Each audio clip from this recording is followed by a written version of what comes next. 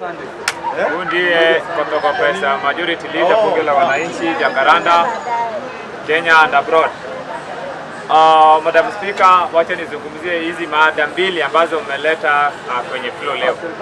Mada ya kwanza mmeongelelea hii issue ya Mama Winnie Odinga kuingia chama cha ODM. Sasa swali ni, mlikuwa mnataka Winnie Odinga kuwe wapi? Kwanza kabisa, party ilikuwa ni ya baba Raila Amolo Odinga, na Mama Aida Odinga ndio alikuwa msema yote, ndio kosa mtu apate certificate ama ticket ya ODM. Na hiyo mimi inanifurahisha tena zaidi, hiyo inanifurahisha tena sana. Kwa sababu gani? Watu walikuwa wanaona Mama Aida Winnie Odinga akiwa katika ile mrengo ya kina Sifuna, ndio sasa watu wa Sifuna watakuwa na nguvu. Saa hii kama Winnie Odinga alikuwa kwa mrengo yenyu, ashatoka, mjue wafuasi wake wote wamerudi upande wa Oburu Odinga. Na ni hivyo ndio tunataka kuwapanga. Hivyo ndio tunataka kuwapanga. Mama Aida Odinga wakati ambao alikuwa anawekwa ambassador, tulijua ni kwa nini. Ilikuwa kuleta amani kwa hiyo chama chetu cha ODM. Saa hii Winnie Odinga kukuwa deputy party leader. Na ninakumbuka vizuri wakati ambao nilikuwa ninasema haya maneno Jacaranda. Na nilisema hivi, kama Winnie Odinga hata patikana katika leadership structure ya ODM, NDC haitakuwa NDC. Na ni hivyo sasa, sauti yetu ishasikika. Winnie Odinga karibu ODM. Na hiyo ndio chama chetu. Hiyo ndio nyumba yetu. Hiyo ndio ilikuwa kama silaha yenye tulikuwa tunatumia kuenda mawindoni na tunadunga nayo swara. Hapo sawa. Sasa those who are Sifuna wajipange na wajue vizuri, ni hivyo ndio tunataka kuwaweka. Na kama mnajiona wanaume kamili, mimi ningependekeza kuwaambia, tengenezeni party nyingine, mujiunge nayo na watu wa one term. Hiyo slogan mkue wengi. Hiyo ndio chenye naweza waambia. Lakini mama dada yetu Winnie Odinga vile amekuja ODM, sisi tunasema ni pongezi na usidanganywe.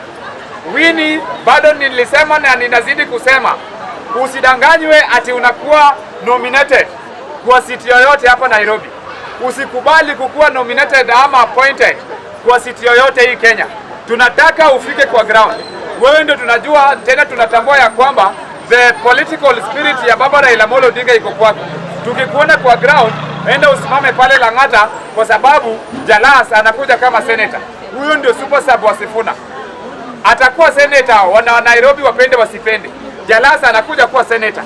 Na akitoka pale Lang'ata, Winnie Odinga aende achukue. Na hivyo ndio tumepanga Nairobi. Wacha niongee na Mheshimiwa Rais William Samoei Ruto.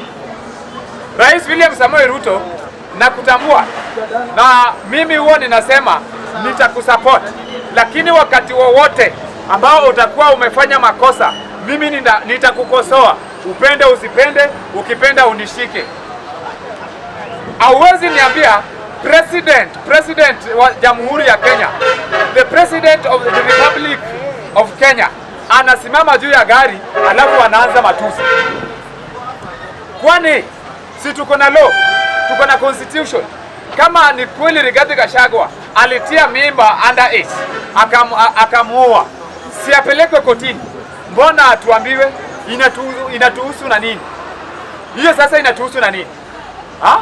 Kumaanisha sasa Kenya yetu, in fact bwana, hapo naye umenikosea heshima tena zaidi.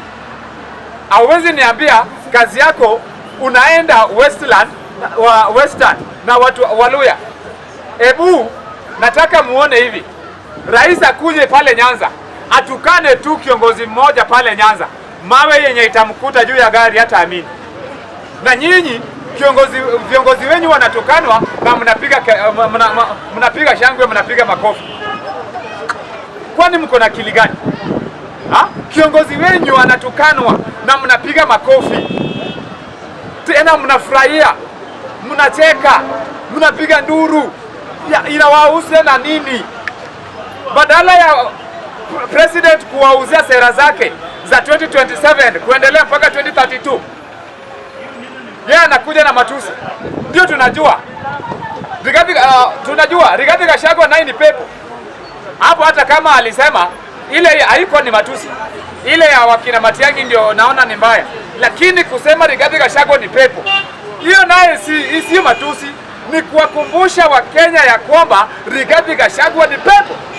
Na ni ukweli. Si Gachagua ni pepo ya ufisadi. Si Gachagua ni pepo ya ukabila. Si Gachagua ni pepo ya ubinafsi. Mtu gani anasimama katikati ya Wakenya alafu anasema ati sisi nipatie 10 bilioni ya shares ya Wakikuyu? Kwani Wakikuyu peke yao ndio watu kwa hii Kenya? Kenya ndio kabila yetu. Sisi sote ni Wakenya. Na kama tunaambiwa ati kuna jamii fulani iko na shares na jamii fulani haina shares, tunajua Waluya shares yao Waluya ni nyinyi, najua shares yenyu inakuanga kwa Mudavadi na Wetangula. Wakisha kula wameshiba, Waluya wote wamekula wakashiba.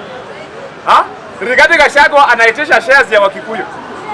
Hiyo ndio maana sisi kama jamii ya Wajaluo, sisi pia tunataka tuingie kwa hii serikali tupate shares.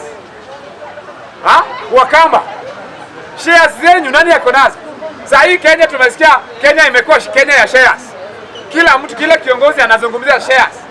Sasa ndio maana mimi kama President William Samoei Ruto alisema Gachagua ni pepo, mimi naungana na yeye mkono mara 100% na Gachagua, wewe ni pepo. Na tuko na pepo nyingine hapa Embakasi Central. Pepo yenye inaweka wanawake wanalala na koti kubwa kubwa kwa varanda ya shule. Wamama wake wamevaa sijui sweta 20 ati wanaenda kungojea basari ya 5,000.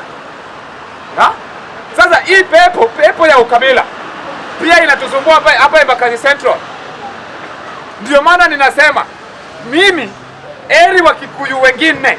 Wakikuyu huwa ninasema mimi huwa sina ubaya na Wakikuyu. Wanakuanga watu kwa sababu wao ndio wanatuletea njahe, wanatuletea waru, wanatuletea cabbage, tunanunua, tunakula. Tunarentisha nyumba zao, tunalala. Sasa si ni watu wa kufanya nao biashara. Lakini huyu pepo ya ubinafsi hii ya DCP Gachagua hii Mbuta Lukanzo hii koti kubwa hii ndio pepo yenye hatutaki hii Kenya.